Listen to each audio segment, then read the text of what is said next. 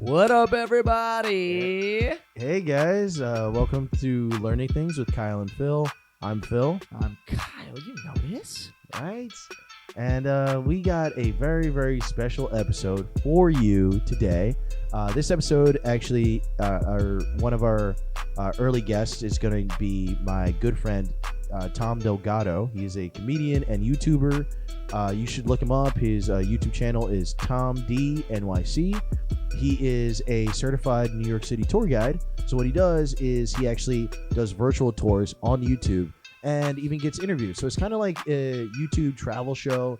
Really cool stuff, really fun. And I'm his camera guy. So we've had a lot of fun adventures, and me and Kyle talked to him. What did you kind of learn about Tom? Super fucking fun show, man. Tom is such a good guy. He reminds me so much of my friend Michael Ford. Shout out to Michael Ford. Hello, my friend. I hope you're watching this. Shout out to Michael Ford.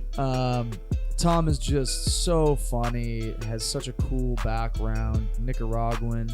I loved his answers at the end of the podcast. You know, I asked him some questions about, you know, what was it like? What did he like to pack in his lunch? No, sorry, not him, but what did he get packed in his lunch for school? And what he'd like to do at recess, which was a ton of fun questions. But super cool guy, so creative, so funny. I couldn't help but laugh this entire fucking episode. Works as a tour guide. I love the little fact that he dropped about the Titanic. You know, pulling up at Chelsea Piers over there. There's a lot of little kind of New York history kind of gems that he kind of will drop in this, and he also just gives his opinions about New York and the city as it is. He's lived in New York City for about 12 years. Right. I've lived in New York City for about 11 years. I've known Tom since I moved here, so it was very nice to kind of talk to him in this way and like really get to know him in this kind of different setting. Yeah, you know, and he really cares about the city. So we spent a lot of time talking about kind of community leadership and what it means to be a part of New York. Yeah, and it's so cool because, you know, I was able to meet him actually, you know, 3 years ago or so. No, that was 2 years ago. It was probably 2 years. Probably maybe a little bit more than 2 years ago. Maybe the beginning of 2019 or something something around there. But he was like hosting December 2019. He was hosting that show. Yeah. My show, the halftime show, where I did a half hour of stand up for 4 straight days. That was a good time, man. Right. Yeah. Shout out to Dan Wicks, Jason Planitzer, Rafat Agayev, and who's fucking hilarious. I love Rafat. Rafat was great. His clips on Instagram and YouTube are fucking hilarious. Oh, his stuff is great. Follow him. He's awesome. Yeah, please follow Rafat. I think it's Rafat Camp. I think. Yeah, it is. It's Rafat Camp on Instagram. Yeah. Great dude. But I guess it's time to start class. Yeah, totally. Let's get into it. Well, sorry. Before we get into that, I got a couple. I want to thank a couple of our sponsors. Please tell us about our new sponsors here. This is new, guys. Yeah, it's a new segment. We got some new sponsors. So first, I want to shout out. Well, I want to give our sponsor love to Coco Jordana. She is a friend of mine. She is an amazing photographer here in New York City. If you need your headshots done, if you need portraits, if you need wedding photos, if you need fashion editorial photos for a book that you're building as a model or just on your own, please go and see Coco Jordana. Her website is cocojordanaphotography.com. She's going to be running a 20% off discount code if you tell her that, yes, through the Learning Things podcast. That's a real fucking sponsor. How about that, guys? Exactly. It's only the second episode. Exactly. Promo code. The code at her website is LEARN, all capitalized, 20, and you will get 20% off of her packages. And I also want to give a lovely shout out and sponsorship. Again, ring, ding, ding, ding, ding, ding, ding, ding, our second sponsor of the day, Good Luck Dry Cleaners. There we go. Phil Reese, the owner. I love you, my friend. Good Luck Dry Cleaners started in Williamsburg under the operation called Good Luck, and they actually had taken over an old dry cleaning spot. Oh, okay. So that's where the name comes from. Right, and they turned it into a 2-story speakeasy, art gallery, cultural hub for creatives, and it just turned into a fucking amazing project that is still running today. And they make great T-shirts. I mean, I'm Right. rocking one right now. And you Phil know? is rocking And, the- They have a face mask, like kind of scarf thing, Right. which is cool because I'm one of those people who is, for somehow, even over a whole entire year, is still used to the regular world. So I often walk outside of the house without my mask and I have to Right. turn back around. I like that it's just kind of casually around my neck, and I can just choose whether or not to, wear it. I can pull it up or pull it down. Yeah. It's nice. Very cool. Yeah, they make fucking amazing merch. They've Yeah. thrown amazing parties. Great stuff, with guys. Saks Fifth Avenue, Also- Ed Hardy. Also, shout out, I just got to support another Phil, too. So shout out from Phil to Phil. You're doing great work out Oh here. my god, You know? amazing! Yeah, and the cool thing about these scarves is that they actually do have a little slot on the inside for Yes. an actual filter. It does so- have a filter. yeah. It does have a filter. Make that very clear. Yep. It's great. It's fashionable. It's safe. And yeah, they do amazing stuff. Thank you so much. Head over to their website, check out some of their stuff. Their website is goodluckdrycleaners.com.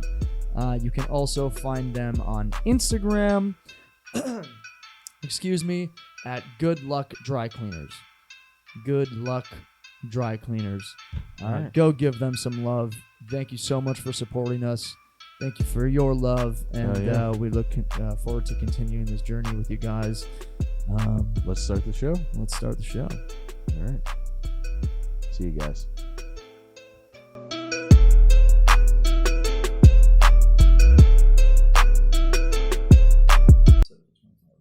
Cool. That's a great mask. It says New York hates you. Yeah. Yeah. That's I'm so actually funny. glad actually you're got calling it. that out. Thank you. That's funny. I already mentioned this in the last show with Alec, but New York Hates You is a design and logo that my friend Phil Reese came up with. He runs an art gallery. Not your typical art gallery. They're fucking dope. They throw sick parties.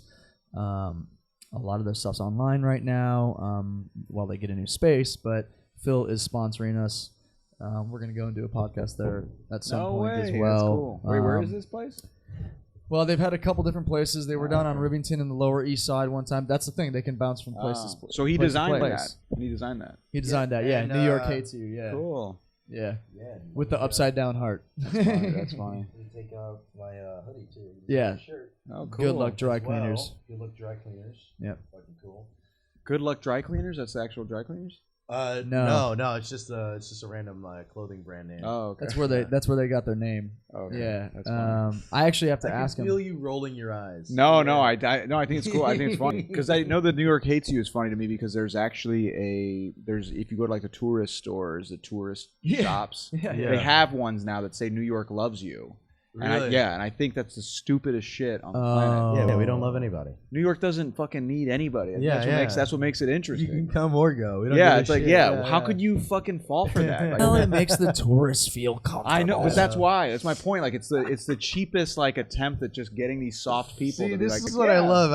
The people can't that- wait for like angry Tom to come out. The people that own those fucking Everyone's a stores that are fraud. selling that shit probably aren't even from New York in the first place, anyways.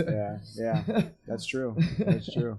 No, That's it's true. absolutely true. Yeah, like real New Yorkers aren't buying that shit. No. I mean, come on. No, hell no. You know, it's just No, some no. kid from like I don't know, fucking like Utah or some shit. You know, But that's kind of like went I there think for, it's like, a I think it's chorus interesting trip. is that whole mentality of towards what it is to be in New York and all that has changed over the last like 15 years because Yeah. it's become quote gentrified or quote like well, the bar keeps getting suburbanized. lowered and lowered. Yeah, every well, like time. you look at like Taylor Swift was made the fucking like ambassador for like the city, and when she had lived here for like 2 years. Are you serious? Yeah, like the That's like- ambassador of like culture, tourism, or That's whatever. fucking ridiculous. You remember she had that song, "Welcome to New York." You remember that song? Hell no. No. I don't listen to Taylor Swift. I don't either, but it was like You're I like, don't- I told you you don't either, but no.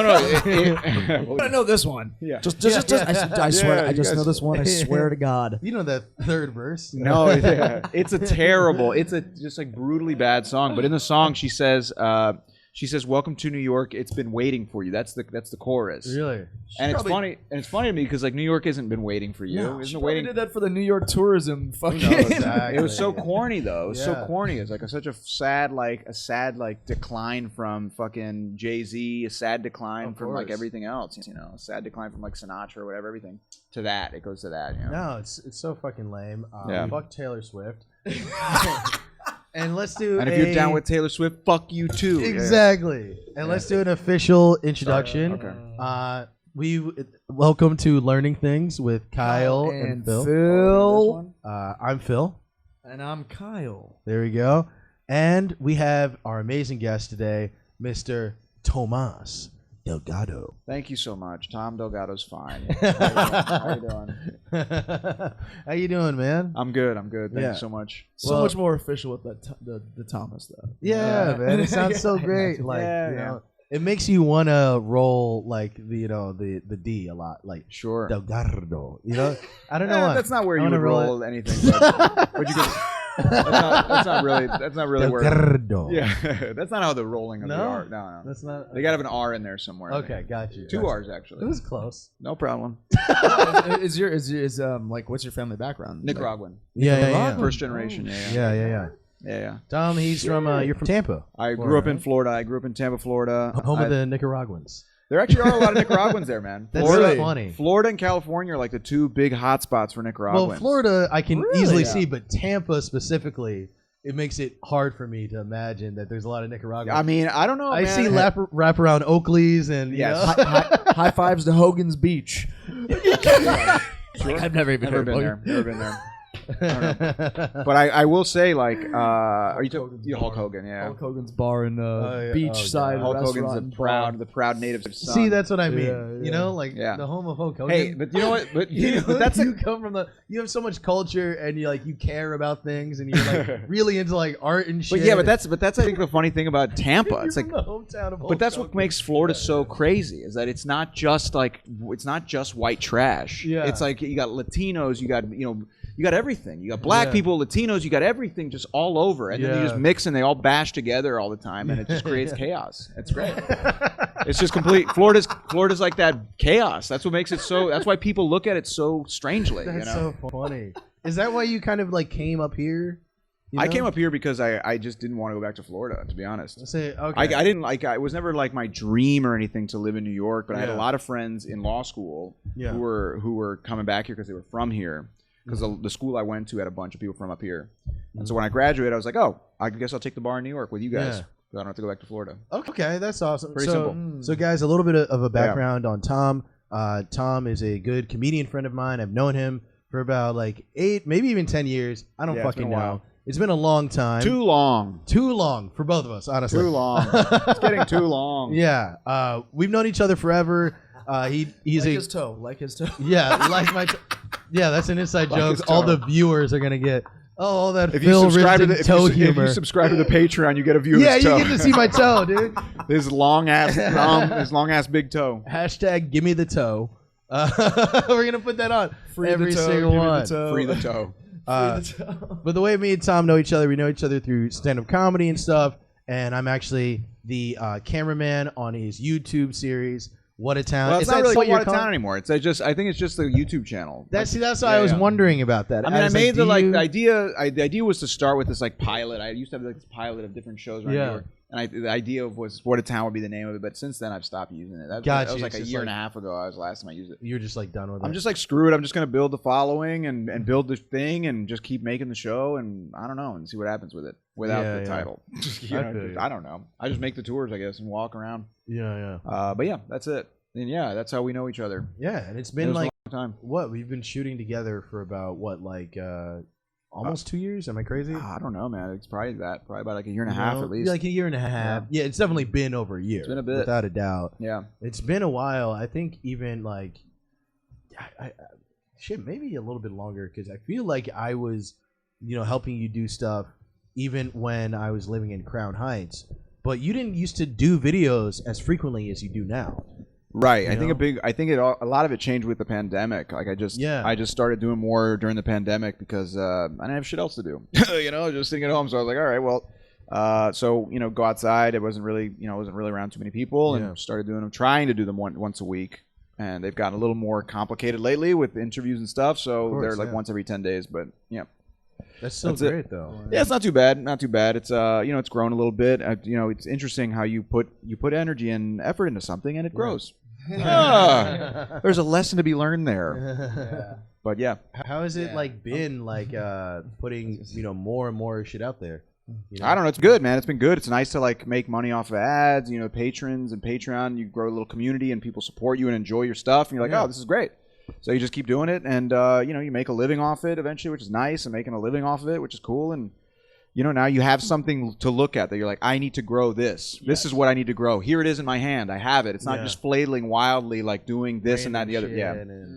So it's nice to have that feeling where it's something that's actually paying you and paying your bills a little bit. So that's nice. I think that applies to everything besides photography and acting.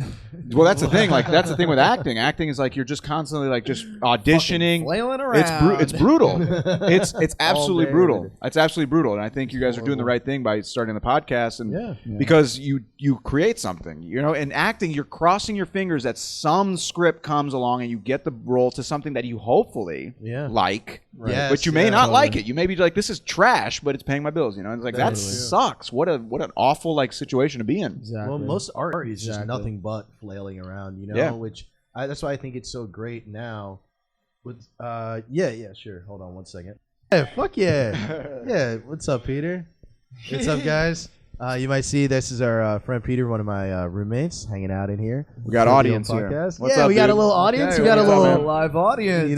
Hell yeah, right? We're blowing up out here. Okay, now sit down and be quiet. I'm just kidding.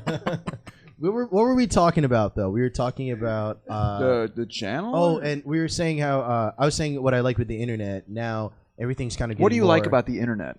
Well, fuck you. Okay. You know what? This internet thing's got a lot of promise. It's pretty cool. Keep your eyes on this internet thing. I know you guys think it's a little fishy, but I swear to God, in a couple of years, dude. Everyone's going to be talking about this internet thing. Believe me. This company called Apple. Great stuff. Great stuff. Get in on the ground floor. Yeah, sure. No, but sorry, I cut you off. That was rude. No. I just like how it's been it decentralizes a lot of shit. I talk Tom's fucking ear off about NFTs and all that shit. Here we go. This motherfucker Peter, who just sat in right now, he's the one who fucking taught me about that shit, and I've been just preaching the gospel. He's been spreading that shit. So we talked about it. We talked about it in our first episode, dude. Yeah. All right. All right. Invest in NFTs. That's what you're saying. And it's not even just that, but it's what all that stuff symbolizes. The fact that we've talked about it before. You don't have to answer to anybody else but yourself now. And literally, if people aren't watching your stuff, then that's more on you, and you have to decide to adjust to it, or and I think even more importantly, what you have. Yeah, I think even more importantly, I think even beyond that, you can make a channel or make content or make. I hate the word content. Sorry, you can make videos or I really so dismissive. I hate that word. I hate it. It's so sad to use and hear because it just. That's a whole other thing. It devalues art. It devalues art, and it also just basically is it's just taking any veil off of anything that's created and just saying this is filler. Yes. And put ads on it. Yeah. I'm just making this thing so you can put ads on it, and it's just content. It's something to fill and fill a container. Yeah. Yeah. It's That's also so lame. I think it hate that word. Materializes your creativity in the wrong way because it literally the reason people create content is to create revenue or a following. Yes. Straight up, you know what I mean? It's not it's not to add anything of value. It's just to create to get eyeballs and to make money. So it's content for that reason. And that's I also feel too it can discourage true creatives because a lot of times before I started doing the podcast and all this different stuff that we've been working on together and everything, I was so disillusioned by all that stuff with Instagram and everything because I didn't know how to make a 30-second video that's hilarious that 30,000 people would watch. Right. And it but I like movies and I do know how to write and I was losing my mind and there was a part of me that just wanted to give up and I thought about how many other people probably did just give up. Of course. And how many Yeah. Scorseses will never be seen. Right. Well, just because they don't care about themselves. I think what's going to end up happening though is the Scorseses are just going to have to find different places to put their work. And they will. Because if you think about it, no, I know what you mean, but that's what's slowly happening. It's just it is discouraging. Yeah. Because if like tomorrow if you put Citizen Kane on YouTube for free, it would still get less views than Jake Paul jerking off or whatever the hell people so it's like Mr. Beast. Yeah, exactly. Whatever exactly. you put in this circle, I'll fucking buy. It's exactly. Here's cool. $1 million. Keep your hands on the $1 million for man. 3 days straight or whatever. It also becomes a thing that fucks up artists' heads because you're That's like, what I'm holy saying. fuck, this person's creating stuff, this person's creating something. Yeah. You're like, I'm not doing shit. You're like, well, I guess I gotta go make some content. Like, I gotta keep my followers happy. Anything, right? You know what I and you mean? measure it. You measure the value of it based on the numbers of Likes views. and And views. people treat you like shit. They just Yeah. consume it and shit it out. Yeah. And Oh, like for sure. any weird thing, they'll just like, shit on you for Yes. and act like they could do your job just as easily, but they never actually do anything. Yes, but this goes You know? to the problem I think with what's happening just generally, and it's happened over the last few years with social media generally and period, is that it's become an end in itself. Yeah. The idea, and I think that things like Facebook and Instagram and Twitter are good as a means to promoting things, as a means to bringing people together in the real world. Yeah. As a means of saying, hey, I made this cool movie. Hey, I'm doing this cool show. Hey, check out this thing that I did. Whatever. Now it's like, no, you have to be the king of Instagram. You have to be the king of Twitter. You have to be the king of that thing. Mm-hmm. So now you create things to just become to better be on there. and Yeah, just to be yeah. better Just to on live there, up to that right? guideline, As yeah. opposed to being better as the artist or as the person who has something to promote on there. Absolutely true. Yeah. So I guess this is where That's we why I all fuck snap. with- We snap in the That's why I fuck with Banksy big time, because there's a motherfucker that never does shit like on Instagram. You don't know shit about him, and he posted some shit the other day, and I was like blown away. I'm like, oh my god, Banksy's back again. Yeah. Oh, he put something up in the Yeah, he put something up like maybe 2 weeks ago. I 2, just 3 watched weeks. the documentary. Have you seen the documentary about Banksy? Banksy Does New York City. I've never seen it. It's about October 2014. He posted something every day for the month in New York. Like either it was a moving display, something on a wall, whatever, every single day. And it became a thing because at that point he was already famous, and everyone's like, they created scavenger hunts. So every single day, people would be rushing to these places, and it would create chaos. Yeah. And he did these things with a purpose of like of upsetting, of like stirring the pot. So like for example, he did a piece in East New York.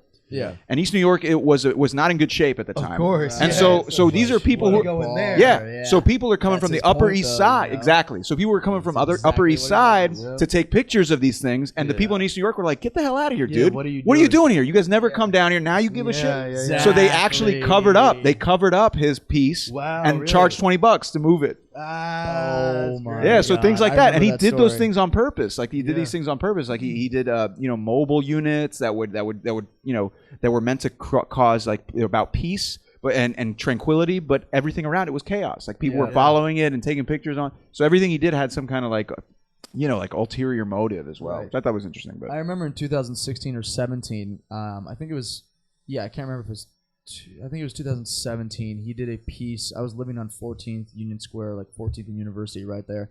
He did a piece on 14th and 6th where there used to be an old bank on the corner, and it used to be a Chaser. It was whatever. It was out of business, but it has a clock right on the corner, above the door, like second floor, like a nice clock, but like there's no numbers. Back to the Future clock. Yeah, tower like fucking clock. gold rim kind of clock, but like not running. I don't think there were hands on it either, but there were still numbers. But he drew a rat in there, like a rat was running on a wheel. like running on a wheel, that's or fucking a cool. hamster was running Yeah, on a yeah, wheel. So it's on the bank. It's on 14th Street. Like we're in New York. It's a rat raid. Like all this shit. He's hit, like his level of the thought he puts into his art is just fucking stupid, and the reactions that he get and the points that he makes are just. Well, fucking... I mean, his shit is really cool, but even just general like true street art stuff that's not so mass consumable in this way. You know what I mean? Like I love that where it's like, if you want to see this, you either have to come here or take a fucking picture of it. Right. And that's fucking it, But you're getting an experience no matter what through that. Well, and also too the fact that he hasn't revealed who he is. I mean, say what you will about the art. I guess some people take issue. Some of it's not the most sophisticated stuff or whatever, but it's not about that. I think, and also too, he hasn't shown who he is. Like I guess people just don't know who he is. So at the end of the day, you can't say that he's doing it for fame. You can't say it because he hasn't. It's fucking I think cool. once he does, that's going to change it a lot. But if he does ever, but have you ever thought about doing any kind of art? Me? Outside of being like under painting? Your actual name, Tom Delgado. Whatever kind of art form. I mean, I don't know. Like as under a pseudonym, an alias, or an alias. Pseudonym, alias. Well, Tom's a pretty good guitar player. Yeah, I used to play a little bit of music when I first moved here. The first open mic I ever did was for music, not for stand up. Oh, nice. And I played a little music, and I don't know. I've never. I thought about music. That's about it. Yeah. But I don't know if I'd. What were you doing? Sorry, you were playing guitar. Playing guitar. And just singing stuff. Yeah. And Nice. and I just do some acting stuff too, and. That's right, you're the guy from Billions. Yeah. I was waiting for you to bring that up. Yeah, sorry. I had 3 lines in Billions. Thank you very much. Yeah. By the time you brought it up, Yeah. you said Good it as an Lord. actor What was 4 this? times. Yeah. Right? What was this podcast supposed to be about? Yeah. Other than my small role on Billions. Unbelievable. That's the whole reason we brought you here. Buddy. Yeah, of I course. can't believe you can't. Yeah. Yeah. But no, I don't know. I did other stuff. I wrote a couple plays, put those up.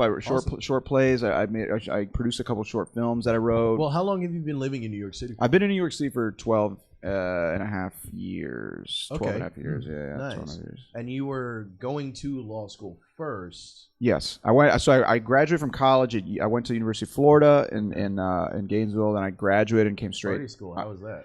Yeah, it was all right. It was okay. I mean, it was a big football school, an SEC blondes. school. Yeah. Well, yeah, a lot of like Southern Belle influence. type girls. Yeah, it was okay. It was okay. It was fun. A lot of football, man. Daisy Dukes. A lot of Daisy. Yeah, that was the uniform. Everyone wore Daisy Dukes, men and women. Cherry pie. Men, over yeah. and over again.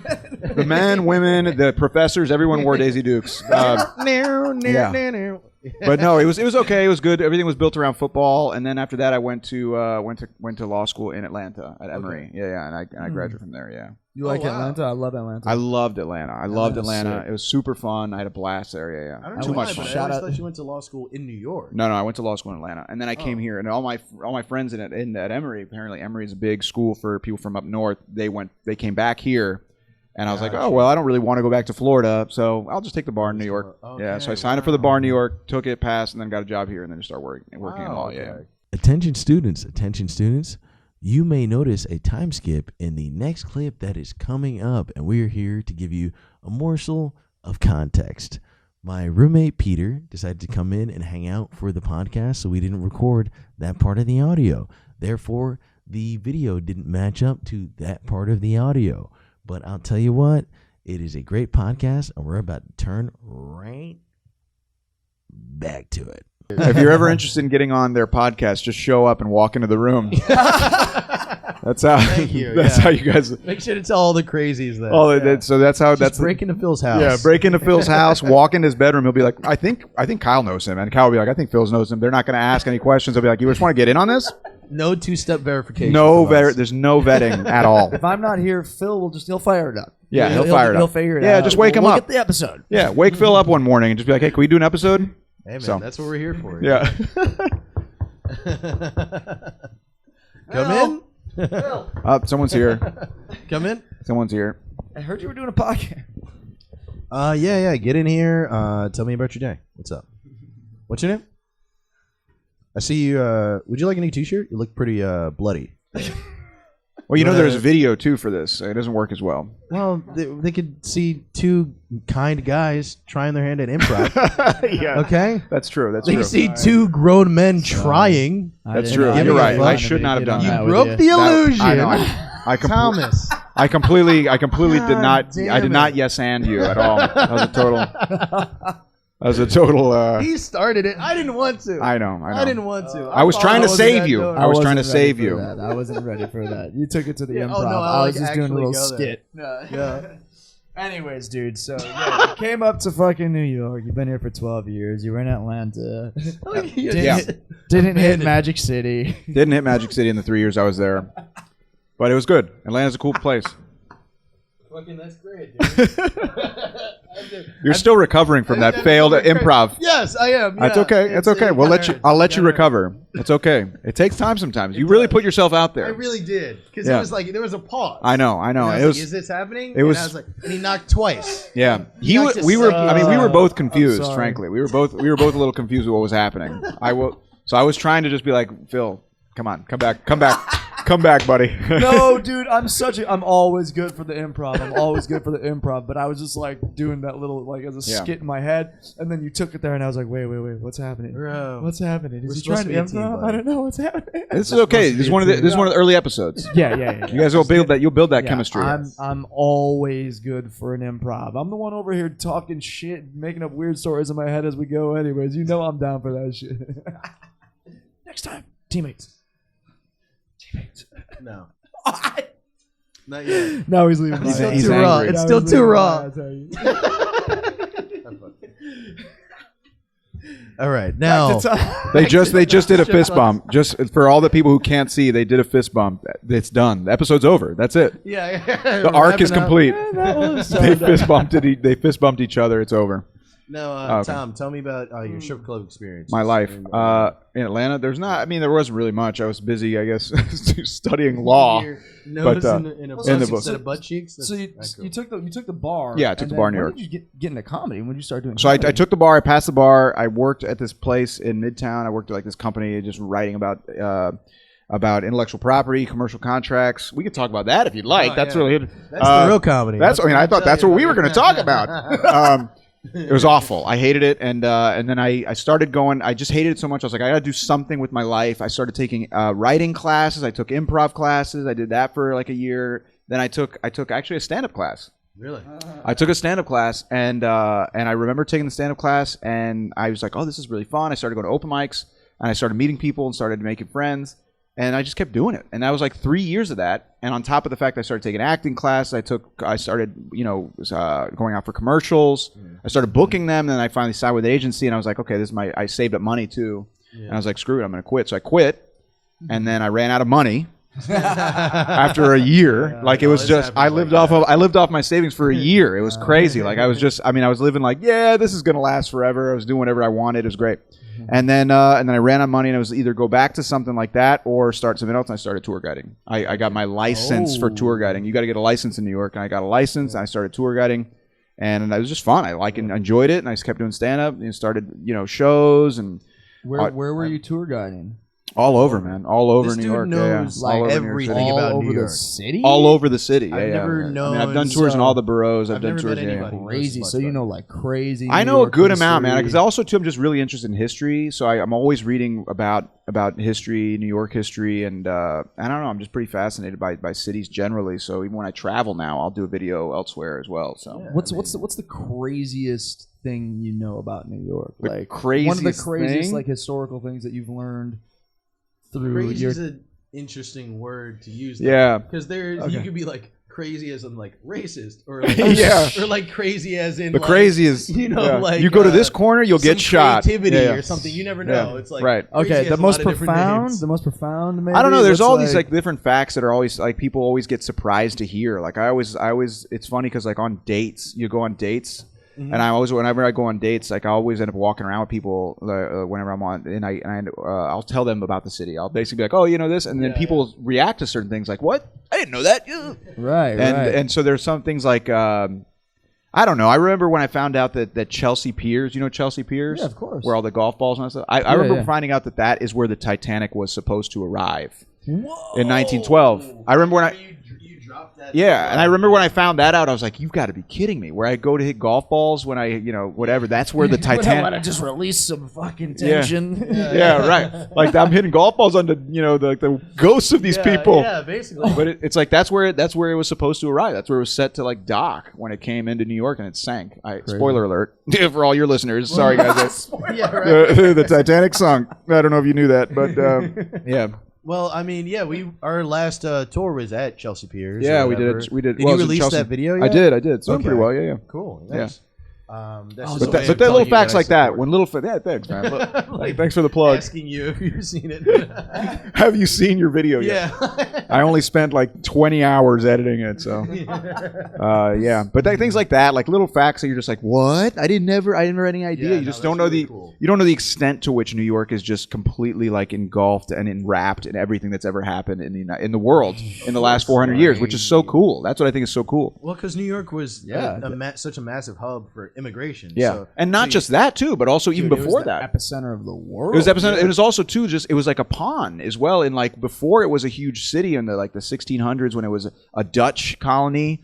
It was a pawn that was fought over between the Dutch and the English. And then for the English, it was like a colony where the American Revolution kind of played out. Yeah. In that the people here were pissed off about stuff and they revolted and they organized revolutions and all this stuff. So it was a big deal in, not the 400 years that it's been around. So I don't know. Not to geek out a little bit. I've been known to do that a little bit. So let it out. Let it all out. right. You're in a safe space. Thank man.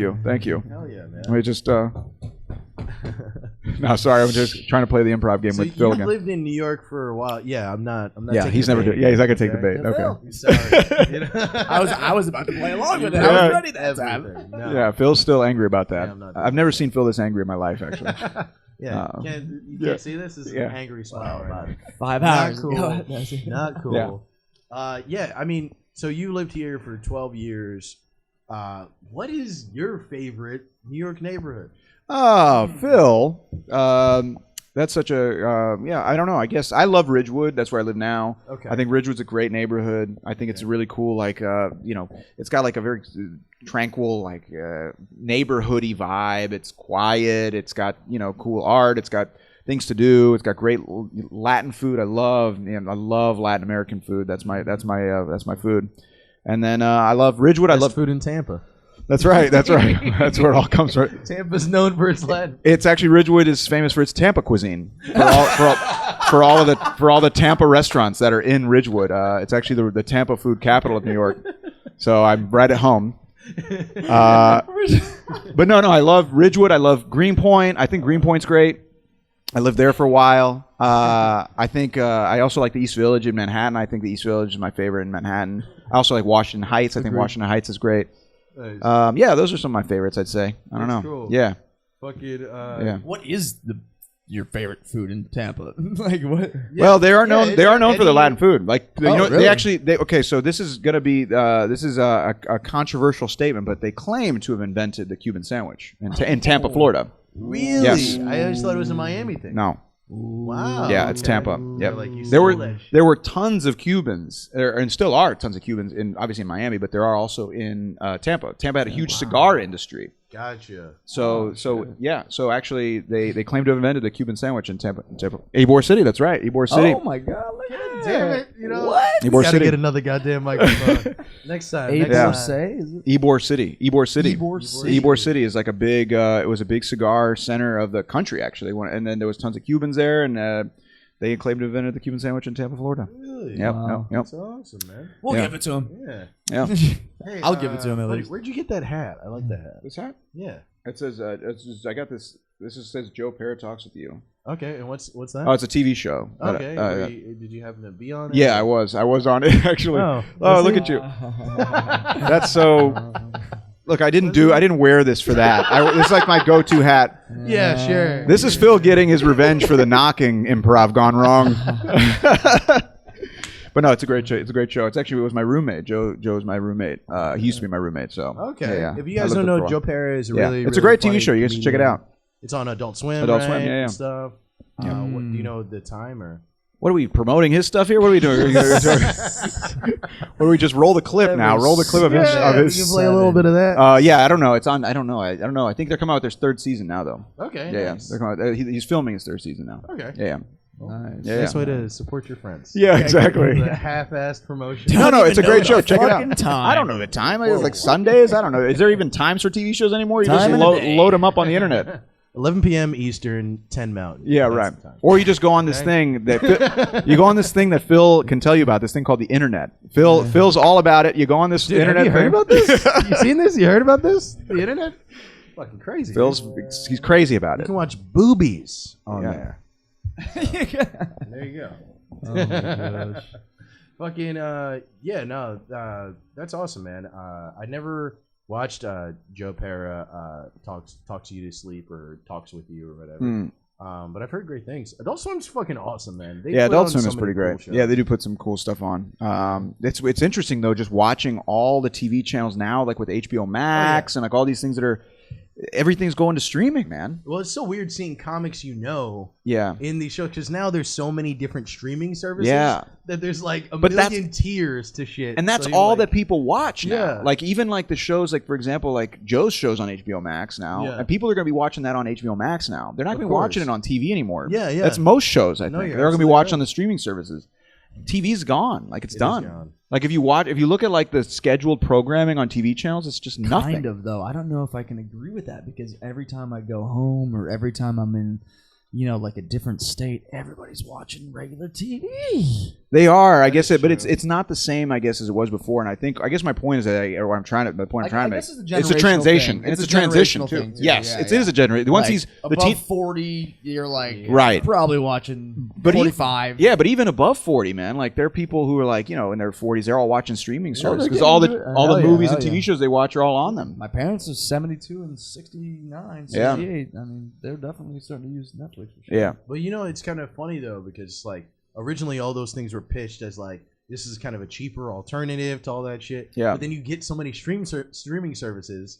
It's you have to paying for cable. Yeah, because you got to buy all of them. I got like $50 worth of fucking subscriptions. I might as well just have cable. Yeah. Also, I kind of miss cable. I miss surfing. I was about to say, I wonder if that kind of increases the value of like some of the, like a Blue Bloods or a Law and Order. It's like because. I mean, otherwise you have to subscribe to like CBS All Access or whatever to get that. So it's like they're still making money through those subscriptions on CBS All Access if you don't have normal cable. But is that kind of also increasing the value of going to tune into those shows? Because like if you want to watch that shit on a weekly basis, you gotta log in or whatever. Yeah. That is kind of true. Like there are some shows like I'm a big fan of like those like. CW superhero shows like The Flash and shit like that and everything. And they have like free apps for them, but like at the same time, you have to like either tune in on television or wait till the next day for it to come out. And I'm sure there are other shows that don't even have that amount of access. Right. Where it's just like if you don't see it, you don't see it, and you either got to pirate it or get like Paramount Plus or something. That's it. So it is kind of nice to have that type of stuff around, and like new kind of channels that take that into consideration. Like they're like, we have a mix of audience members that watch things on streaming, but they also watch things live. Also, too, if you guys, I'm kind of like a person who I like surfing through channels and stuff like that, and just finding stuff that's already on. But the surfing is done now on YouTube.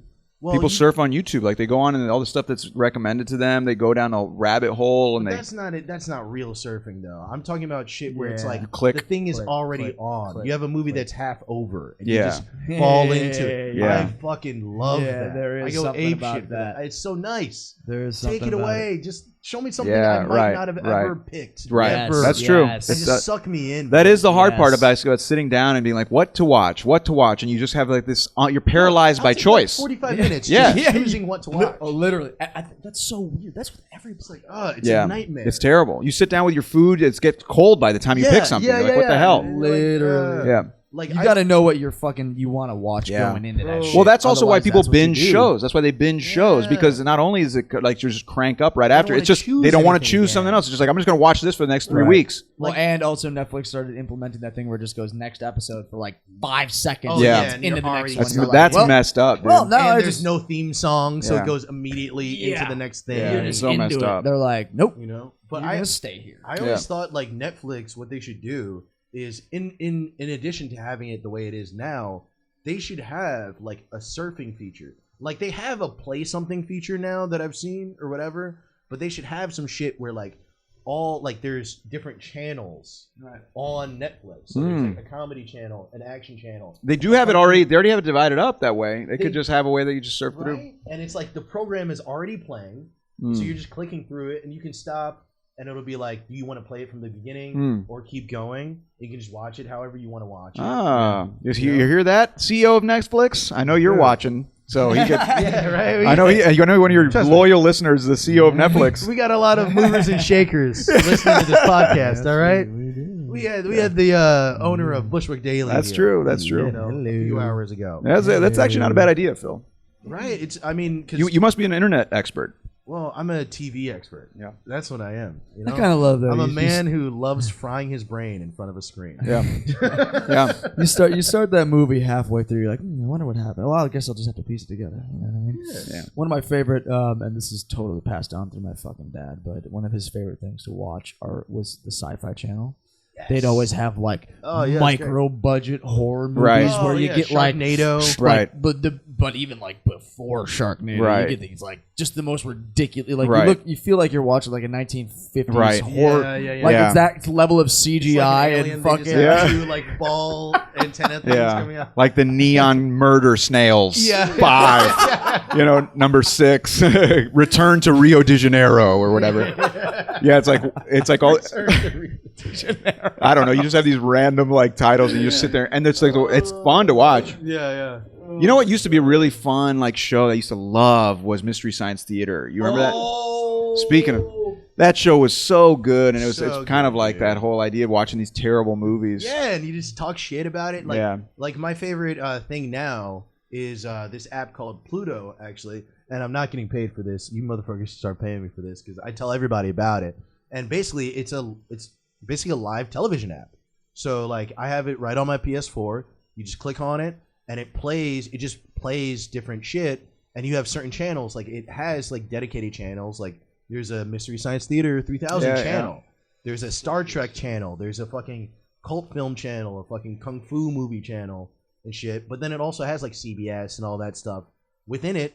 And you don't have to sign up whatsoever. You don't have to give them your email or anything. Fucking amazing. It's great. All right, Phil.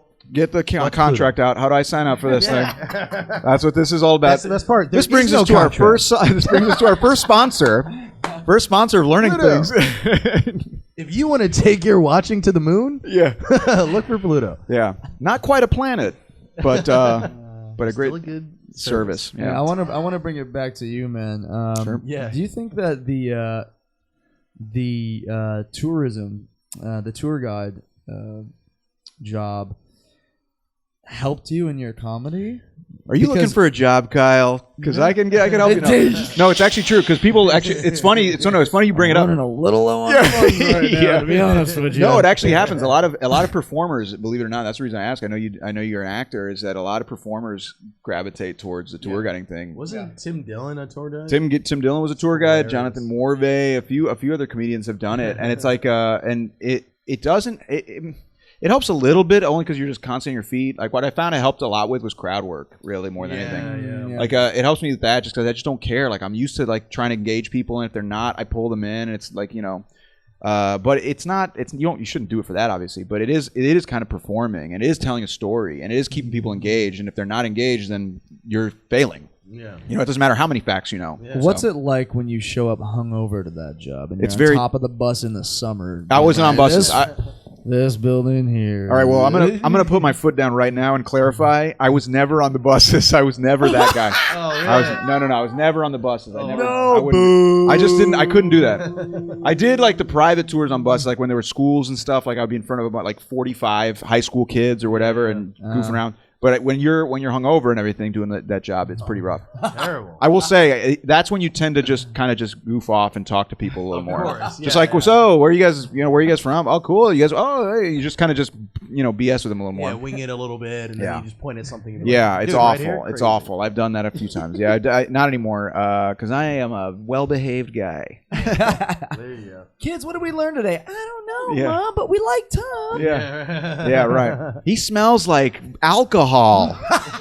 He smells like Daddy's secret elixir. He kind of smells like Daddy. Yeah, right. Exactly. But no, it's a fun job. I enjoyed it a lot, and it's interesting. I mean, and now with stand-up being and has been now for a few years, it's been hard to make a living off stand-up. It's been hard to I mean, it's funny, like people who've done multiple, late night appearances, half hours, they're still jobs. And not just regular jobs. They're working on moving vans, or they're working whatever, and it's like jobs that no one wants, like because they have to just stay alive. Yeah. And it's funny. Wild. It's wild. So you just find other things, and that's how this YouTube thing came up. Is because I'm like, well, I love comedy. I love talking to people. I love whatever, and just throw them all together and start making these videos, and just stick with it. Can we talk about that for a second though? It is. I think a lot of people don't realize, like, when I was a kid, you'd watch somebody's like Comedy Central half hour and stuff, and you would literally think that even though you didn't know them before this, that person was like a celebrity. Well, because that's what it used to be like. If you were like if you had a late night appearance on Johnny Carson, and he called you over to the chair or to the couch, the next day you had meetings with everybody, and you had your own pilot. You had your own TV show. That's what it used to be like because there was a mono culture, or whatever. Now you get less views on a late night set than someone gets on their anything, and it's like it's nothing. No one knows who you are. No one cares. Or dude, even again, like people were going back I know to cable people television. Have had smaller specials. Like we both know people like that where it's like they're still making money like traveling. Well, not right now, but I don't know. I just thought that they would be, when I was a kid, I thought people like that would be like super set. I didn't think people like that would still be working as a mover. Yes, but that's because back then Comedy Central. But that's because back then there was like a gatekeeper. There was like everything was funneled in. Like all these artists who were trying to make it get funneled into this one route to make it. And this is the good and bad part of the internet decentralization thing. Yes, and that's the thing. Now there's just so much noise out there. Not that person who's worked 10 years to have that late night set has to compete with the guy who's ramming fucking tennis balls in his ass. I don't know. Is that what YouTube is? I don't know. Is that what YouTube is? I don't really know what you mean. Like someone doing like a fucking. They have a real comedian of 10 years. His TikTok has to compete with someone doing an impression. Of another comedian. Yes. Like, you know how they put or doing comedians or doing dances or doing dances that everyone else is doing that they just have to copy. Like it's like you're competing with noise. Everything is noise. Like someone's lip syncing Kevin Hart. Yeah. That's what an actual comedian has to compete with. They have to compete with someone lip syncing their own jokes. Comedian. Yeah. Totally. That's crazy. And the one lip syncing will get more views and more likes. Yeah. It's fucking it is insane. pretty wild, man. That is pretty wild. But yeah, I don't know, and that's kind of I think why that's the case. It's the same shit in modeling and I think a lot of parts of the acting industry as well. Yeah, dude. Like fuck, as an actor, it's like I'm out here trying to like really be on shows and shit. While people, same thing, they have their little YouTubes or their TikToks or whatever, their Instagrams that get crazy. As a model, I fucking experience that a lot too. Like. Tough life. It's tough life being a model. People well, dude, this is how fucked up it is, dude. They wouldn't cast people because if you didn't have a lot of followers. Well, that's not just modeling. That's also with acting now too. Think about that to ugly people. But think about this. Think about if you're. Welcome to the real world. Welcome to the real world, dude. But I know what you're saying. But it's true though. But think about it this way: if you're producing a movie now, especially where it's so hard to get eyeballs on your stuff, and you're casting cashier number 4, right? And you're casting like someone regular, a good actor who's working their butt off, or just some influencer. Yeah. Who are you gonna pick? You're gonna pick the influencer because that person's gonna pump up the show. Yeah, even though they have 3 lines. Yeah, I'm cashier number 4. Check it out on and whatever. That's whatever. What's up, guys? Yeah, that's 600,000 people. Cashier number 4. Yeah, for sure. It's true. I mean, it's sad but true. Like that's the way they do it now. I don't know. They look you up. That's like part of the vetting process. They look you up probably on all these social media. YouTube is so nuts. There's fucking YouTube videos of people doing commentary on other YouTube videos. Yeah, it's like what the fuck is going on? But that's a way to like leech off of. That's the way to leech off of another person's popularity. It's so whatever Jake Paul or whatever has a video, I'm just gonna comment on it, and people want to hear it because it's already something that they wanted to watch already. Yeah. Same thing with the videos, the reaction videos. That's what I was about to say.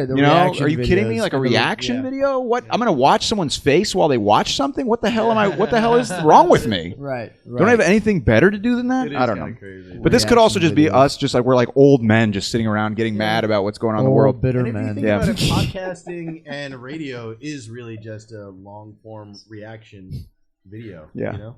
Well, that's also too. All it is talking about shit that we went through. Yeah. And reacting to it. Right. Well, also too, talk about like can't low shit bar. on it. Talk about like a low bar. That's one of the reasons why so many people start podcasts too, is because you just got to hit record. Yeah. And then and now we'll talk about noise too. There's so many. Oh, yeah. You have to stick with it. You have to market it. You Yeah. have to get the right people on it. You have to do a million things just to make it stand out. And eventually, and then you have to stick with it for a long time. Yeah, you it's know? fucking crazy, man. I think it's just also like we hold ourselves to a different like level of artistic creation, and you know, we really want to do this shit for real. I'm not saying that other people that are doing that stuff. Nah, for, talk, bro. Everybody else is fake, for bro. real, but it is. Everybody else isn't real, That's bro. facts. We're the only true fucking Facts. artists in this bitch. You guys are saying- true Everybody AF. else, I don't give a fuck. Bro. Hashtag I'm coming facts. for you, bro. You know, All you it's comedians, bro, you're not even fucking real, bro. All you podcasters, you're not real, man. It's just Fucking different. Joe Rogan, It's I'm just- coming for you, bitch. Yeah, but it's not. But Whoa, hey, But it's hey, also not hey, about no, just no, being no, real. No. We. you also got to stick with it.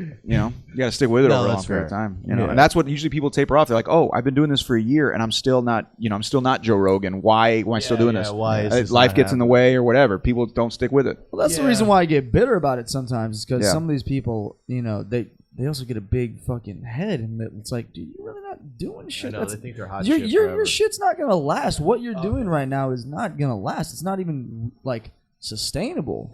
You know what I mean? Like, you guys are working on a long journey as like real fucking comedians. You know what I'm saying? That shit takes time. And I'm not saying these other people's journeys take time and stuff, but I think it's just different. There can be different levels of that.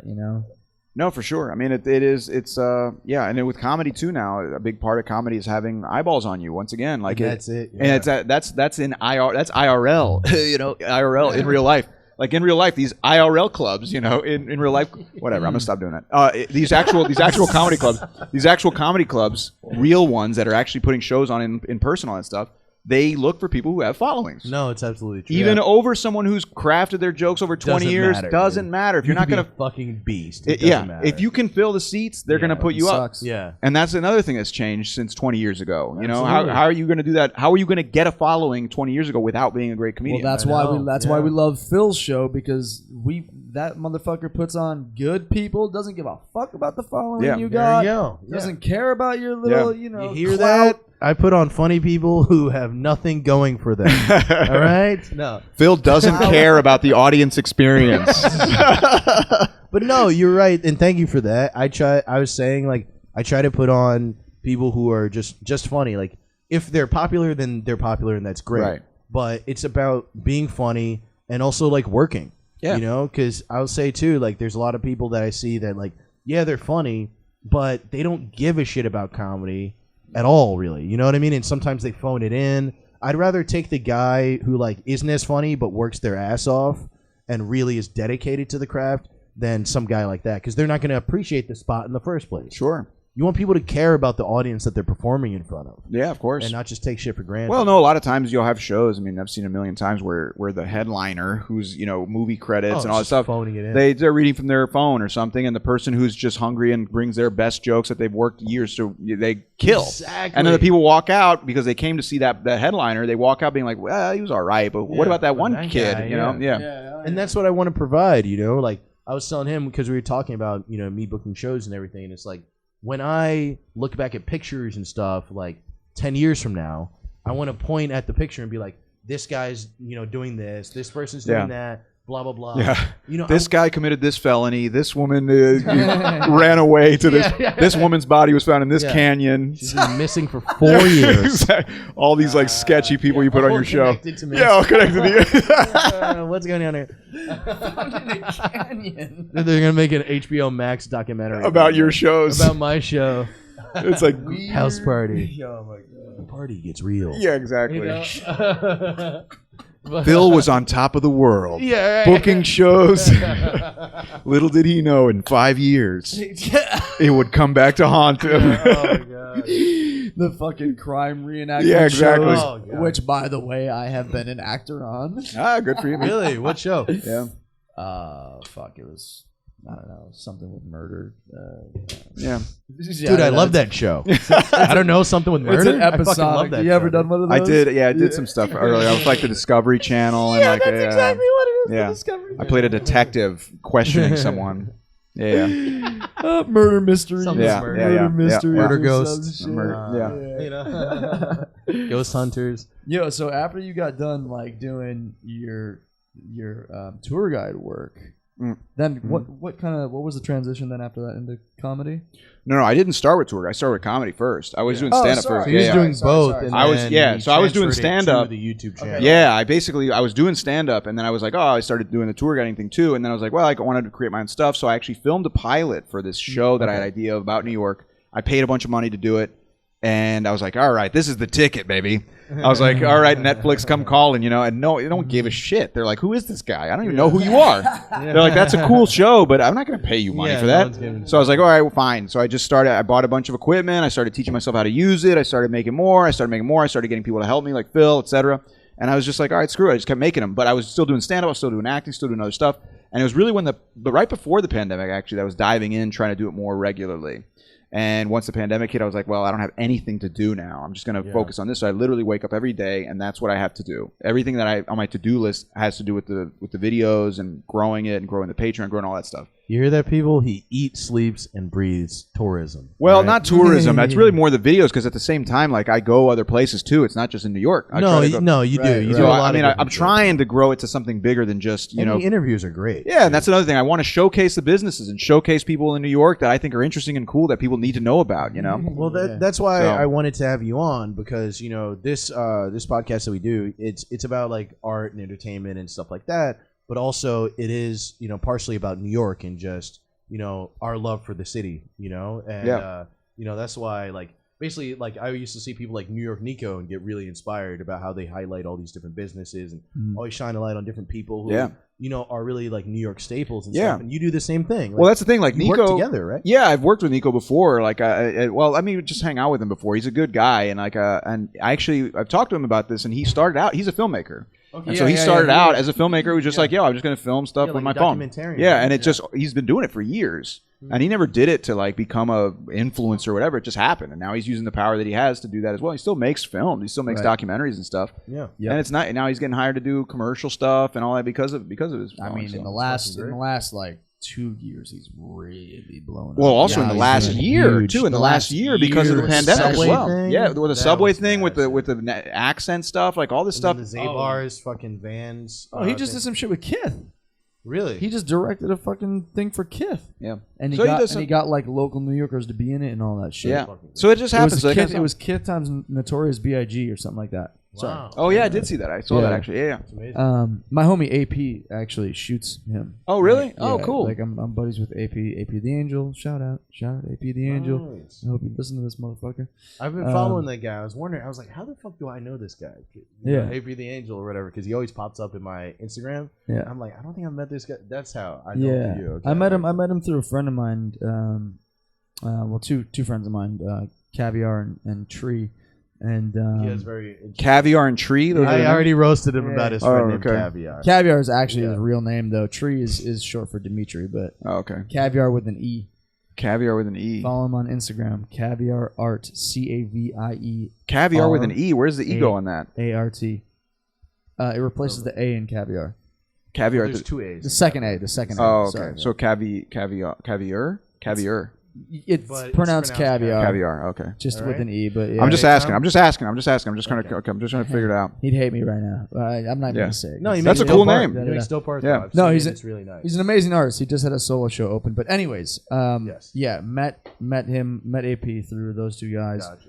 And actually, cool. AP and I started hanging out more and talking more. Actually, during the pandemic, the first time I actually hung out with him was in like the first or second week of April, like 2 weeks after the shutdown. We went and shot Chinatown and Lower East Side. That'll build a friendship, man. Like right when the shit really shut down and like you made that first choice to go hang out with that first person. Like, do you remember who was the first person like you like hung out with? Yeah, no, I know it's. I know what you mean. I know what you mean. I think wasn't that the first super spreader event too? He's like, you guys. He's like, you guys.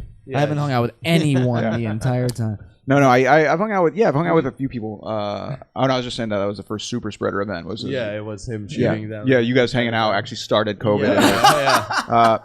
But no, I don't know. I've hung out with a couple people actually, like Courtney McGinnis, who's a comedian who lives in Ridgewood as well, and we ran a show together before all this started. We've hung out as well, but aside from like those three people. Yeah, it's been pretty much that, right? Yeah, it's been pretty much that, and like Joe a little bit, and like, you know, a few other people, but that's it, you know. Yeah. Yeah.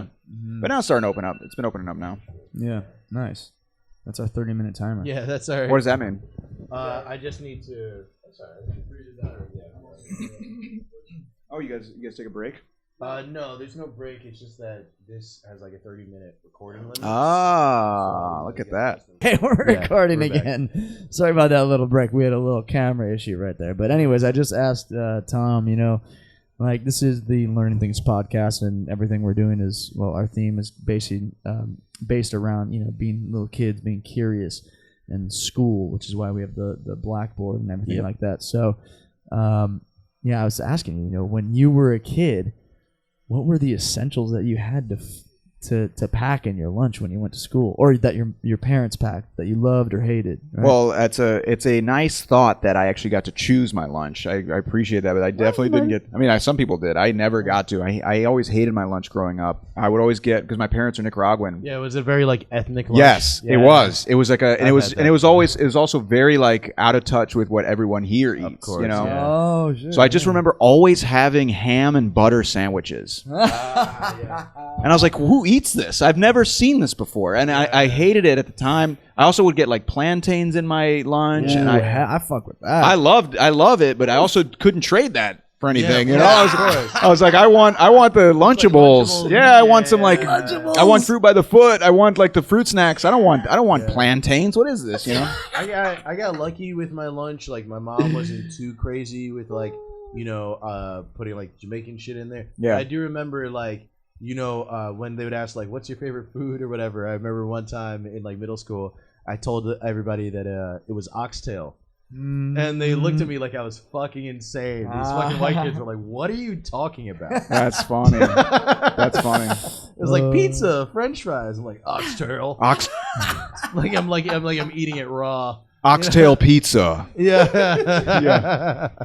So funny. Oh That's my cool. god, that's hilarious. Shout out to my mom though. She makes great food. Shout out to the mom. I love plantains. Plantains are Plantains are the best. Foods. And look, I could eat 100 of them and never get tired of them. No, I agree with you 100%. I eat beans and rice pretty much every day. So good. Every day, and I can do that in Ridgewood where I'm at, which is great. Oh yeah. But at the time I was definitely not. I was not thrilled about it. I wanted to be like everybody else, you know. I was Having like the sugary shit.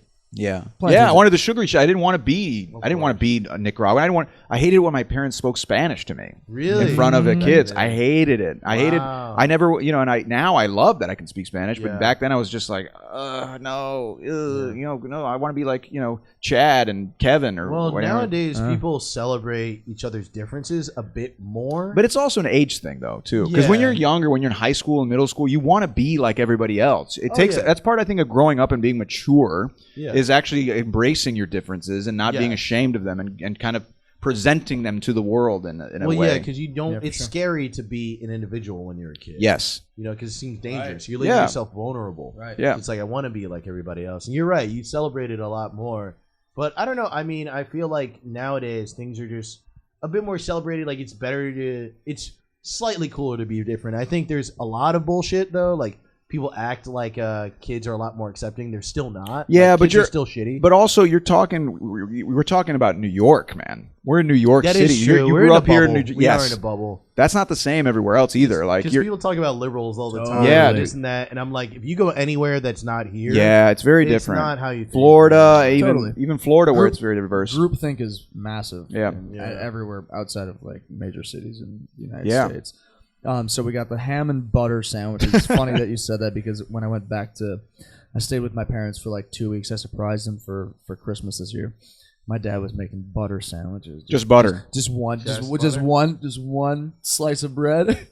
Put some fucking butter on there. Folds Fold that it shit. over. Eats it. Oh. Eats it. I'm like, Toasted or non-toasted? Non-toasted. Wow, interesting. Non-toasted. If it was toasted, I'd be like, all right, I can ride with Wait, that. who puts butter on bread that's not toasted? That sounds That's what I'm crazy. saying. Well, That's, welcome. he's from Wisconsin. Welcome to Wisconsin. Yeah. They love butter out there. Yeah. You know, right? Well, it's the dairy Putting butter state. on toast. Isn't there a butter festival? It's the in dairy Wisconsin, I believe. There might. I would not be surprised if there was. My grandma used to watch all those, like, she had the Food Network on constantly. So, like, I know Unwrapped, like, verbatim. You know what I mean? But there used to always be those shows about, like, different festivals and shit throughout America. And I remember there was a fried butter festival in Wisconsin one time. Yeah. Fried butter. Crazy. I'm not surprised. That's our next sponsor here at Learning Things. The Yeah. fried butter, the annual fried butter festival.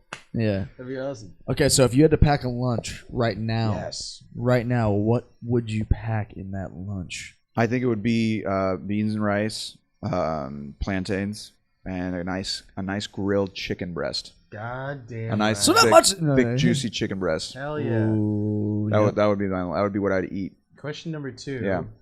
For you, school related. Who was your favorite teacher? Like the name of my teacher?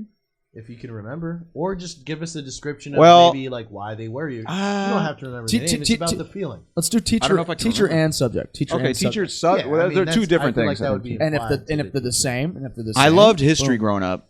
I loved history as a subject. I've always been interested in history. That's always kind of come easy to me as a subject. And my favorite teacher, I don't know. It's a tough one, I guess. I guess in high school, you never appreciated the people who gave you. I was a little shit, man. I was like a class clown. I was always trying to just like one up the Really? teacher. Yeah. I could never. Yeah, I see know. you being I that was way. different, man. I was very unhappy. I think Yeah. as like a high schooler, and I would take it out. I got suspended. I would get detention. No way. Yeah, I was bad, and I was still get decent grades and stuff, but I was just a little like a little brat, you know. What is it about shit like that? Because one of my best friends in the world, Brian Rabideau, he's a comedian. I've known him since like the 3rd grade and stuff, and like growing up in like elementary school, middle school, high school, he was like the worst kid, you know. Like, Yeah. Teachers hated him because he just always say shit and always talk back and everything. But now I see him, and he's just like way more reserved. Yeah. Like as a person, you know what I mean? And actually, he's kind of like a bit more cautious. Well, Like yeah. way more cautious than I, am now. But like back then, I was like super quiet. And Yeah. It's like, what happens? Well, What you is with deal, that you charisma? grow up. It's like part of growing up. You just deal with some of the issues you have that made you unhappy or made you want to lash out or made you want to whatever. You slowly like realize like, oh, I'm not the center of the world. You deal with these things and realize, oh, everyone's going through these things or whatever. Yeah. And you eventually grow out of it. That's part of it. Yeah. But yeah, I know. Like when I was back then, like I would have these. I was so mean to like my brother, and I was like I don't know. I was always mouthing off in class. Like, I was just really like a little, That's so little surprising shit. to me. Yeah. So I didn't make many friends with the teachers. Let's just say that. Did you have a decent amount of friends like in school though? Yeah. Okay. I had friends in school. I got along with everybody. But I don't know. I never really felt like I belonged to any one group. I don't get know. what It's you weird. mean. Like Yeah. I felt like an outsider like the Yeah. whole time, not just in high school, like from starting school to ending it. I never felt like Yeah. I was a part of any of it. Yeah. And I never really understood why I had to be a part of it. Like honestly, I used to, it's so weird. Like I graduated high school with like a 2.5 GPA because that's how little work I did. Brag about it, why don't you? Come on. I kind of will though, because my life's gonna be fucking great. Like I'm a smart person, but I never bought into school in any way, shape, or form. Like I never did homework. Like that's how I kept my GPA that level, because like the teachers loved me. Like I would participate, I wanted to have discussions, but I never did homework because I didn't understand it. Because I'm home. Why do I have to work? And they would like pull me to the side, and they'd always try to be like, "No, you'd be so great." I never gave a fuck about it. Well, the problem, I think, one of the problems with school is that it doesn't really reward you for following what you actually like. Yeah. I think if I look back on school, I'm like, man, what an opportunity that I missed, because it's really exposing you to all this knowledge, exposing you to all these different disciplines and stuff. But the way it's implemented, the way it's kind of carried out, I think, which it has to be, I guess, is a little bit obsolete. In that you're not really maximizing people's potential. Not at all. Because you're forcing them to learn, and then if they're just not a math person and they really love this thing, that's still only a fraction of what they're learning, what you're encouraging them to learn. Right. That person could be the next, Nobel Prize winner if you just saw that their science was that important to them and just let them focus on that, and let them do the other stuff or whatever, but not be so militant about it. I don't know. Well, I have a friend named Avinash, and he grew up, I believe, in London. He's from England, but I believe he grew up in London and stuff. And he was telling me about school out there, and the way they do it is like once you get to high school, I think maybe even in your like sophomore year or like. When you're starting your junior year, you start to pick your route. Literally you really get to like choose your route. And you can like completely go for like one category of thing. Yeah. And that should definitely be what high school is like. And I find, here's the thing. That's what I said. But then with him, he actually was like, I don't know how I feel about that. Yes. Because I felt like I made a choice and put everything in one basket. Right. And also, too, I think... And what if you don't know? Yes, and I agree with him, too, in the sense that it's asking you very early on to decide. And that's what he was saying. Because think about if you go to college and you're deciding your major. I was a business major, man. I hated it. But I picked it because I didn't know. Like, I got lucky. I knew what I wanted to do since I was, like, a small kid. So I wish I would have done it and had the courage to do it. But there's so many people who don't know what the fuck they want to do. Yeah, and do you ever really know? I think the whole idea is to create an environment where you're free to explore, where you're rewarded for asking questions, where you're rewarded for kind of like really, committing yourself to these exploration, these questions, and whatever. And it just makes it it's a little different. It would have to be a little different, but I don't know. I mean, I'm not trying to change the education system on this podcast, but I guess no. Let's change it right now. Yeah. But you know what I mean? Like Mr. it's just Biden. Yeah, exactly. It was a place. Get your shit together. But I don't know. It is like it's a weird, it's a weird thing. I guess it's hard to, it's hard to pull kids in and make them motivated about stuff if they don't like anything that you're putting in front of them. So, but that doesn't make the kid wrong or bad or whatever. Right. It just just I don't know, alienates them a little bit. What about you? Have you ever thought about having kids? Do you want kids? I don't know yet. I don't know. Like my brother and sister aren't totally like into the idea, and I don't know. I guess I've never really. I don't know. Yeah. Yeah. Do you? Yeah. I've thought about that for a while. I'm like, I don't know if you were just gonna pull because now you're the proud new father of every one of our every one of our podcast guests gets a new child. We've got the results right now. Yeah, exactly. You are the father, right? Sponsored by Alpha Brain. You're right. But no, I don't know, man. I'm not sure yet. I've never really thought about it. I guess I never really gave it serious thought. I mean, I could see it sounds so terrible. I could see the appeal, but I don't know if maybe not at this point in my life. I guess. Yeah. I feel like you'd be a fun dad. I think I'd be a good dad too. I think I'd be a good dad. You'd be like a good. Yeah. You have like a great. I think I'd be a good dad. You have a great head on your shoulders, but then you have a little bit of an edge to you where I'm like, I could see like when you get angry, a kid would be like, he's a little scary. And that's what you need, though. You need that. You need the nurturing. You need the kindness. You need the education. But you need a little bit of like, motherfucker. Yeah, sure. Just to keep him in line for a No, for sure. I think that. Yeah, I think so too. I don't know though. I guess where I'm at in my life right now, it's not exactly conducive to that. But when is it ever? I guess I'm not saying. I'm not even saying now. Just like theoretically. Yeah. So back off, Phil. Yeah. I don't know. Okay. Yeah. See, who says men don't talk about their feelings? Yeah. This is the portion of learning things where we all break down and cry at some point. Yeah, dude. Let's all hold hands. Yeah, we're all just like, get a good cry out. Yeah, dude. We don't know what we want. We just mess. We're all a mess. But yeah. I got 2 more questions for you. Cool. One of them is a double Double-barreled question. What was your favorite thing to do at recess? And second question, what was the most embarrassing / proud moment or most memorable moment at recess that you have? At recess, huh? Yeah. Do you have any stories from recess? Very recess specific. Yeah, it's recess specific. It is. Well, my favorite I'm hitting all aspects we love of school. the show Recess. Yeah. I remember what show Recess? That show? There's a show called Recess.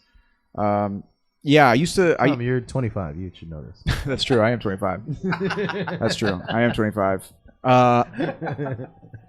My favorite thing at recess was, it depends, I guess, what age. I don't know. That's a tough question. Like, the most favorite thing out of all the things that I ever did? Oh, recess was only through 8th grade, right? Yeah, but, like, you're doing different things at 8th grade than you were at 1st grade. I want to know the fucking top. You want to know my recess like history. Cards. 8th grade recess, you never know. You could be smoking weed 8th grade recess. You'd be getting blown 8th grade recess. That's what I'm saying. I was in the inner city. I was running a gambling operation in 8th grade. Yeah, dude. Yeah, Dude, I was running a recess? crack Great. house in 8th grade. No, I guess in middle school I loved playing basketball. I played a lot of basketball growing up. When I was in high school, I played. I quit my junior year because I was like just a little of a brat, and I wasn't disciplined, but I was pretty good. And I was always But I loved basketball. I loved. We also played. I guess I remember we used to play a lot of soccer when I was younger too. Okay. When I was younger, way younger. And there was a very unpolitically correct game we used to play. You guys? No, there was a game. Do you guys remember the game Smear the Queer? Oh yeah. No. Yeah, Maybe course. that Yep. it was like that's very Yeah, of unpolitical. course. But I guess queer in the sense that it's a strange person out, not gay. It's like you the person who's holding the ball gets tackled, Right. and you just tackle them. Yeah. And you just go around just knocking the hell out of each other. Okay. That was like our 3rd grade That's around that almost time. like Red Rover, right? Is that Red Rover is when you send someone over. Okay. There you Notice go. the alliteration.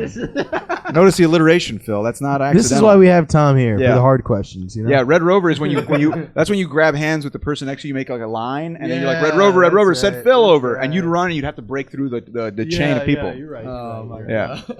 Yeah, that was Red Rover. We played that too, though. Yeah. But yeah, soccer, basketball, and I guess Smear the Queer. Queer and like He's varsity, smear the queer. varsity, yeah. Yeah, exactly. I got a full ride to Dartmouth on a Smear the Queer. Yeah. You worked hard for that scholarship. I did. I put in a lot of training. I had my coach come in every morning. Proud, dude. My coach came every morning. I had a nutritionist. Yeah, I had a lot. Physical therapy. Yeah, I had a lot of. Yeah, whole bit. I had the real bad Achilles injury Yeah, that one year, but I bounced back. Junior year, I mean, it was tough, man. Yeah. You really worked hard in the Yeah, gym thank every day you. that Thank summer, you. man. Thank You you. came back. And Yeah. You fucking smeared that queer. Yeah, that's right. That's right. All right. I love that. But yeah, that was I love it for that. recess, I think, for sure. Yeah. Good. Great. Good. Do I'm you glad have we one could last go down question? No, that's it. That's it, man. All right. Well, Tom, I feel like we've learned a lot. You guys have learned a lot. I've learned a lot. I've learned a lot. Man. I've learned to invest in NFTs. Invest in NFTs. I've learned that the Pluto service you're talking about, Yes. is something I should invest in. I've learned that you have been on the show's Billions, and Joe Pera talks Joe with Pera. you. I've learned that you are 25. 25 years old. I've learned that you do not want children. Yeah. So let every woman know that. All right. Be stern about that decision. And I learned that you're Lies. a great fucking dude, and I fucking love Thanks. you to death. Yep. And I love doing shit with Thanks, you. man. For sure. Yeah, it was fun. Thanks for having me on. Thanks for having me on, guys. I appreciate it. Hell yeah. Thank you Yeah. for coming. Thank Of you for course. coming. And thank you to our audience members. Yes, Yeah, our thank audience. you for Peter, my Peter. roommate, being the shit. And that's been Learning Things with Kyle and Phil. I'm Phil. I'm Kyle. I'm Tom, I guess. And we'll see you later. Later, y'all. Peace, guys. See you Peace. later.